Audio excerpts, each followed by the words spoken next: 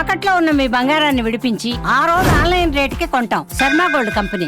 నమస్కారం, సుమన్ టీవీకి స్వాగతం. నేను మానస. ఈ రోజు మనతో పాటు ఉన్నారు ప్రముఖ ఆధ్యాత్మికవేత్త, ఎనర్జీ వాస్తు స్పెషలిస్ట్, శ్రీ విద్య ఉపాసకులు శ్రీమతి జయప్రద గారు. వారితో మాట్లాడదాం.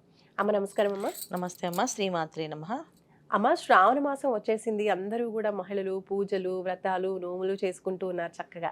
అయితే అందరికీ తెలుసు ఏమేమి చెయ్యాలి అనేది, కానీ చేయకూడని విషయాలంటూ కూడా ఏమైనా ఉన్నాయా? శ్రావణ మాసంలో ఇవి చేయకూడదు అనేటువంటి నియమాలు ఏమైనా ఉన్నాయా?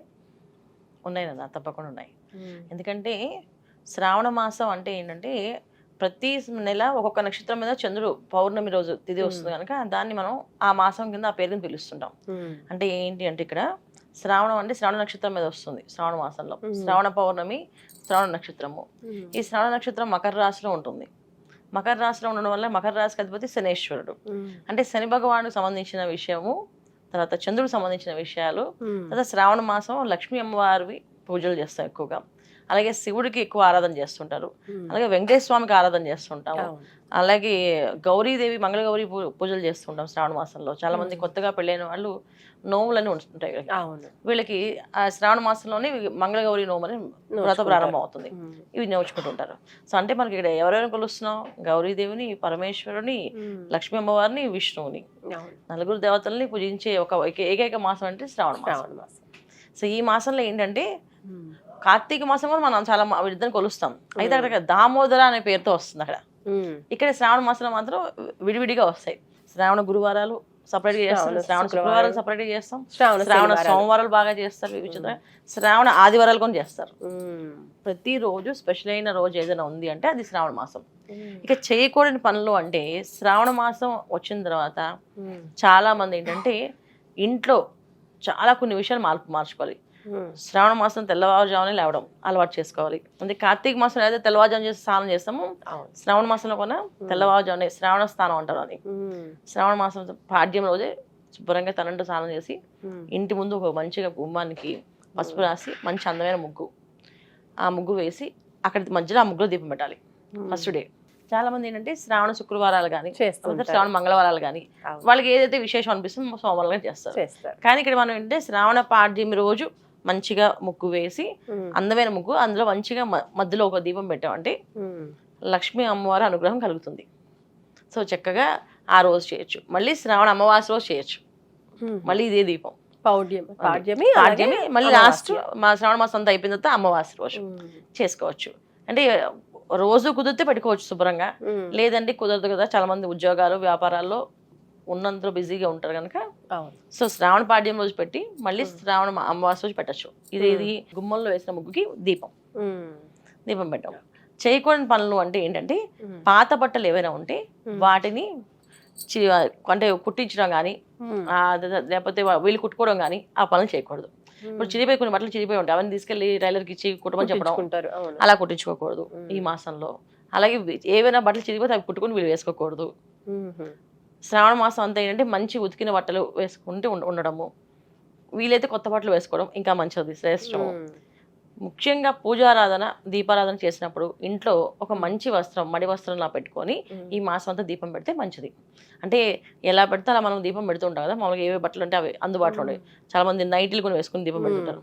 అలాంటి పనులు చేయకూడదు ఈ శ్రావణ మాసంలో. శుభ్రంగా చీర కట్టుకోవాలి, లేదా డ్రెస్ వేసుకుంటే చున్నీ వేసుకోవాలి. వేసుకొని ఈ మాసంలో దీపం పెట్టాలి. వేసుకున్న బట్టలు చాలా అందంగా నీట్గా ఉండాలి, శుభ్రంగా. అలా ఉండడం వల్ల ఏంటంటే మనకు ఒక ఆకర్షణ శక్తి అనేది పెరుగుతుంది. దీపం ఆరాధన చేసినప్పుడు అమ్మవారి దగ్గర కూడా ఈ విధంగా చేయాలి. ఇక్కడ శ్రావణ మాసానికి నియమం ఏంటంటే కొత్త వస్త్రాలు కట్టుకొని చేయమని చెప్పేవాళ్ళు. అందుకే సోమవారాలు శ్రావణ మాసం అంతా కూడా మంచి కొత్త బట్టలు కట్టుకోవడం, లేకపోతే ఒక మడి వస్త్రం, పట్టు వస్త్రాన్ని పెట్టుకొని ఆ పట్టు వస్త్రంతో దీపారాధన చేయడం. దీపం పూజ దేవుడి దగ్గర ఉన్నంత వరకు అది. తర్వాత చాలా మంది గోళ్ళు కత్తిరిస్తుంటారు, అది శ్రావణ మాసంలో చేయకూడదు అండి. పిల్లలకి కానీ వాళ్ళు కానీ కట్ చేసుకోవడం. తర్వాత జుట్టు కట్ చేయించుకుంటుంటారు, అది కూడా శ్రావణ మాసంలో కట్ చేయించుకోకూడదు. అంటే అలవాటు ఉన్న వాళ్ళు రోజు మామూలుగా మంత్లీ ఒకసారి కట్ చేసుకున్నారు, కానీ శ్రావణ మాసం కట్ చేయించుకోకూడదు. రేపు శ్రావణ మాసం అనగా ఇవాళ వీళ్ళు వెళ్ళి చేయించుకొని వస్తే మళ్ళీ మాసం 1 month వరకు కుట్టించు. అలా ఉండడం. గోళ్ళు కట్ చేసిన, జుట్టు కట్ చేసిన, బట్టలు కట్ చేసిన దరిద్రం అన్నమాట. జ్యేష్ఠాదేవి వస్తుందంట. అది ఈ శ్రావణ మాసం అంతా కూడా ఏంటంటే ముందు గుమ్మానికి పసుపు రాసి వీళ్ళకి ఒకవేళ పెరట్లో గుమ్మం ఉంటే ఆ గుమ్మానికి పసుపు రాయాలి. రెండిటికి రాయాలి. రెండింటికి రాయాలి. చాలా మంది అపార్ట్మెంట్స్ కదా, ఫ్రంట్ లో ఒక గుమ్మం ఉంటుంది, వాళ్ళు పెట్టుకుంటారు. సో బాల్కనీస్ ఉంటాయి కొంతమందికి, అక్కడ డోర్ ఉన్న పైన బాల్కనీస్ ఉంటాయి. సో అక్కడ గుమ్మంలా ఉందనుకోండి, అక్కడ పసుపు రాసి మంచిగా ముగ్గు వేసి పెట్టుకోవాలి. ప్రతిరోజు ఇంటి ఇల్లాలు ఎక్కువగా వాదనలకు కానీ లేదా గొడవ పడడం కానీ లేకపోతే ఏడవడం కానీ ఈ పనులు ఏం చేయకుండా ఉండడం చాలా చాలా మంచిది. వీలైనంత వరకు తక్కువ మాట్లాడడం, ఎక్కువ అమ్మవారి జపాన్ని చేసుకోవడం కానీ అమ్మవారిని పూజించడం వల్ల కానీ వీళ్ళకి ఎప్పటి నుంచో ఉన్న ఏవైనా ఒక రకమైన బాధలు ఉంటే దాని నుంచి బయటపడతారు. ఎటువంటి బాధ అయినా, అది ఆర్థిక సమస్య అవ్వచ్చు, ఆరోగ్య సమస్య అవ్వచ్చు, అయితే భార్యాభర్తల మధ్య ఉండే వైవిక జీవితంలో ఉండే సమస్యలు అవ్వచ్చు. ఏ సమస్య ఉన్నా ఆ సమస్య నుంచి బయటపడతారు. నిత్య సంతోషంగా అమ్మవారి దగ్గర నవ్వుతూ చిరునవ్వుతో ఈ దీపం కానీ పూజ కానీ చేయాలి. ఈ రెండు చేయకపోయినా ప్రశాంతంగా ఉండడము, నిదానంగా మాట్లాడడము, చక్కగా ఎదుటి వాళ్ళ దగ్గర లేదు మా దగ్గర కాదు మా వల్ల అవ్వదు అన్న మాట వాడకుండా నిండుకుంది, మేము చెప్తూ ఉంటాం కదా, నిండుకుంది రేపు తీసుకొచ్చి ఇస్తాము అలా మాట్లాడాలి. అశుభమైన పదాలు లేదు కానీ, రాదు అని కానీ, వద్దు అని కానీ, కాదు అని కానీ పదాలు వాడద్దు అంటారు ఈ శ్రావణ మాసంలో. తర్వాత ఈ శ్రావణ మాసంలో సంధ్యా సమయంలో ఏ వస్తువుని బయట ఎవరికి ఇవ్వకూడదు. ఏ వస్తువుని బయట ఇవ్వకూడదు, అది ఏదైనా అవ్వచ్చు, ఏదైనా బయటికి ఇవ్వకూడదు. ఎవరు వచ్చినా అడిగారు వాళ్ళకి ఏవి ఈ వస్తువులు ఇవ్వకూడదు. అందుకే నిండుకుందనో లేకపోతే రేపు తెల్లవారు ఇస్తామనో ఇలా చెప్తూ తప్పించుకుని రావాలి. ఇలా చేస్తే లక్ష్మి కటాక్షం కలుగుతుంది. ఎందుకంటే లక్ష్మీ అమ్మవారు చంచల మనస్తత్వం, ఆవిడ నిలకడగా ఎక్కడ ఉండరు. ఎక్కడ ఉంటుందో అనేది క్షణంలో ఆవిడ మామైపోతుంటారు. ఎందుకంటే ఆవిడ ఉండాలి అంటే, ఆవిడ రప్పించాలి అంటే మనం చాలా కష్టపడాలి. అందుకే చాలా మందికి ఆర్థిక పరిస్థితులు ఎక్కువగా ఇబ్బంది పడుతూ ఉంటారు. ఎందుకంటే ఏదో ఒక విషయంలో మనంతా పూజ అంతా బాగా చేస్తాం, అలంకరణ అంతా బాగా చేస్తాం, ఎవరో చిన్నపిల్లాడు వచ్చి ఆ అలంకరణ పాడు చేస్తారు, వెంటనే అరుస్తాం, అక్కడితో ఆవిడ మళ్ళీ వెళ్ళిపోతుంది. ఓకే, ఇలాంటి అరుపులు గొడవలు ఇలాంటివి నచ్చవు కాబట్టి అలాంటివి ప్రశాంతమైన వాతావరణం, శాంత స్వరూపం. ఈ శాంత స్వరూపాన్ని మనం మెయింటైన్ చేస్తే కొన్నా చాలా లాభం అంట. పూజా పునస్కారాలు, నోములు, వ్రతాలు అన్ని చేయించినా అన్నిటికంటే కూడా ప్రశాంతంగా ఉండము, శాంతంగా ఉండము.